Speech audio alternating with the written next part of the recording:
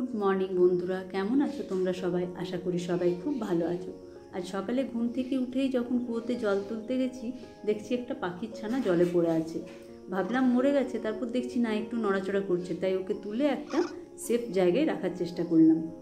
বাড়িতে বা ছাদে তো নিয়ে যেতে পারবো না, কারণ বেড়াল ছানাগুলো আছে, দেখলেই খপাত করে খেয়ে দেবে। বেচারা এত জল খেয়েছে, শরীরটা একদম ফুলে গেছে, চিৎকার করছে একবার করে, হয়তো ওর মাকে ডাকছে, কিন্তু ওর মা তো আর ধারে পাশে নেই। আমি ভাবলাম একটু কিছু খাবার দিই, যদি খাই। একটু বিস্কুট ভিজিয়ে দিয়েছিলাম, কিন্তু খাইনি। কি জানি কী হবে, বাঁচবে না বাঁচবে না।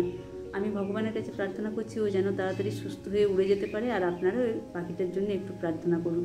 খুব কষ্ট হয় এই অবলা প্রাণীগুলোকে দেখে, যখন কুয়োতে পড়ে মরে যায় অথবা কুকুর বিড়ালে নিয়ে চলে যায়।